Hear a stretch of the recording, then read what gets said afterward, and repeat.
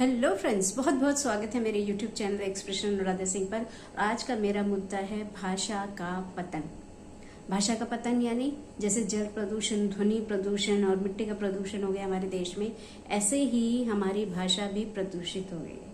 तो फ्रेंड्स, अब इस पर बात करने से पहले मैं ये जानना चाहूंगी कि आपने मेरे चैनल को सब्सक्राइब किया है या नहीं। अगर नहीं किया है तो प्लीज सब्सक्राइब कर दीजिए ताकि हम इसी तरह के मुद्दों को उठाते रहें। तो भाषा का पतन फ्रेंड्स क्या हो गया है कि अगर आप एक वाक्य बोलते हैं और उसमें कोई एक अभद्र भाषा का या अभद्र शब्द नहीं है या कोई गाली नहीं है तो वो प्रभावशाली नहीं माना जाएगा। ऐसा हो गया है आजकल, यानी कि अभद्र भाषा का प्रयोग करना बहुत जरूरी हो गया है। अभी कुछ दिन पहले मैंने देखा था कि वीडियो की एक श्रीकांत त्यागी जी हैं जिन्होंने नोएडा में एक महिला के खिलाफ इतनी ज्यादा अभद्र भाषा का प्रयोग किया, इतने शब्दों का प्रयोग किया और शब्द क्लियरली सुनाई पड़ रहे हैं, यानी कि वीडियो में वो क्लियरली सुनाई पड़ रहे हैं। और ये मुद्दा बहुत गर्माया, राजनीति हुई, बहुत सब कुछ हुआ। और अभी ये मुद्दा ठंडा भी नहीं हुआ था तब तक एक और मुद्दा आया कि एक महिला ने अपनी सोसाइटी के वॉचमैन को बहुत ज्यादा गालियां दी। गलती किसी से भी हो सकती है, लेकिन गलती का मतलब ये नहीं कि हम उसकी डिग्निटी को खराब करें, हम उसको गालियां दें। तो ये हमारी भाषा का हिस्सा बन गया कि हमें गालियां देनी है, हमें अभद्र भाषा का प्रयोग करना है। और बच्चों ने भी ये करना शुरू कर दिया। एक छोटे बच्चे का भी आया था कि उसको वैक्सीनेशन देने जा रही है नर्स और वो लगातार उस नर्स को गालियां दे रहा है और उसको वो लोग वीडियो बना के क्या कर रहे हैं, महिमा मंडित कर रहे हैं, यानी कि वो दिखा रहे हैं कि देखो ये बच्चा गालियां दे सकता है। ऐसा लगता है जैसे गाली देना एक वीर रस का सूचक हो गया है कि जो जितना ताकतवर वो उतनी अच्छी गालियां देगा। स्टूडेंट्स में जनरली या लोगों में जनरली इसलिए भी गालियां दी जाती हैं कि कुछ लोगों को उनकी गहराई का भी नहीं पता होता कि वो कितनी बड़ी किसी का अपमान कर रहे हैं, किसी को कितना अपमानित कर रहे हैं उस शब्द का प्रयोग करके। जैसे मैं एक एग्जांपल देती हूँ छोटा सा, हालांकि ये अभद्र भाषा का एग्जांपल नहीं है लेकिन भाषा का एग्जांपल है कि हमारे साथ एक लेक्चरर थी जो कि उड़ीसा से थी और जिनको हिंदी उर्दू नहीं आती थी। तो वो क्या करती थी, कोई भी शब्द जब वो सीख लेती थी तो वो उसका प्रयोग करती थी। कभी कभी वो उसका मीनिंग भी नहीं जानती थी और वो उसका प्रयोग करती थी। तो एक बार उन्होंने एक शब्द सुना, नजरअंदाज, और उन्हें उसका अंदाज बहुत अच्छा, तो उन्होंने समझ ही नहीं थी कि वो नजरअंदाज का मीनिंग क्या है, कि इग्नोर करना, नेग्लेक्ट करना, लेकिन उन्होंने नजरअंदाज बहुत अच्छा लगा उन्हें और उन्होंने उस शब्द का प्रयोग करना शुरू किया। और मेरे सामने वो एक फोन पे बात कर रही थी किसी अधिकारी से और मीटिंग के लिए कह रही थी। तो वो कहने लगी कि आप आइए तो सही, हम मीटिंग करते हैं, हम बैठेंगे, तभी तो मैं आपको नजरअंदाज करके आपसे बात कर पाऊंगी। अब बताइए, मुझे हंसी आ गई। तब उन्होंने पूछा कि आप क्यों हंस रही हैं, तो मैंने बताया कि आपने नजरअंदाज वर्ड को बिल्कुल गलत यूज किया क्योंकि उसका मीनिंग तो ये है। तब उन्हें बड़ा पछतावा हुआ।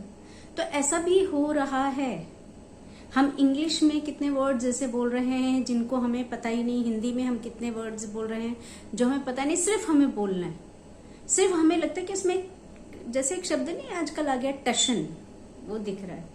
जैसे मैंने कहा कि वीर रस का प्रयोग हो रहा है, जैसे लगता है वीर रस हमारे अंदर भर गया है अगर हम गाली देंगे तो बचपन में मैं ज्यादा साउथ में रहती तो हमें तमिल, तेलुगु, मलयालम, कन्नड़ ये सब तो आती नहीं थी, तो हमें पता नहीं था कि उस भाषा में लोग हमें क्या बोलते थे या क्या गाली होती है। लेकिन जब हम नॉर्थ में आते थे छुट्टियों में तो हमें पता चलता था कि बहुत गालियां दी जा रही हैं।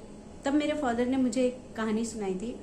कहानी क्या, आप चुटकुला कहिए, कि एक बार ऐसा होता है कि उत्तर प्रदेश में, क्योंकि गालियां बहुत दी जाती है, सिर्फ उत्तर प्रदेश में एक लखनऊ शहर ऐसा है जिसने पूरी जिम्मेदारी ले रखी है सभ्यता से बोलने की और सभ्यता का अच्छा सूचक बनने की। बाकी शहरों ने तो नहीं ले रखी। तो एक छोटा सा शहर था जहाँ पे एक टूरिस्ट आया था। तो वो स्टेशन पे ट्रेन से उतरा और उसने एक रिक्शा किया। उसने कहा रिक्शे वाले को कि मुझे एक होटल तक छोड़ दो। तो रिक्शे वाले ने उससे पूछा कि सर आप टूरिस्ट हैं? तो उसने कहा कि हाँ मैं टूरिस्ट हूँ।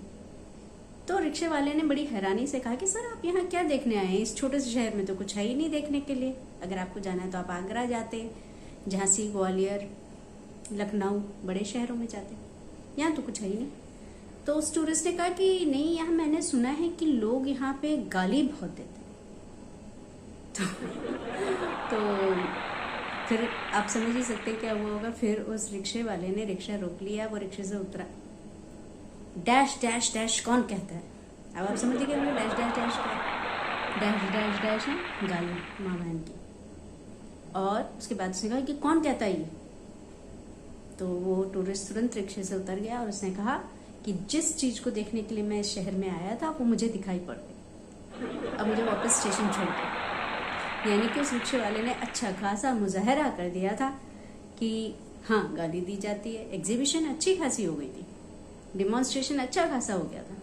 तो फिर क्या जरूरत थी आगे उस टूरिस्ट को वहां रहने की, उसे जो देखना था वो तो उसने देख ही लिया।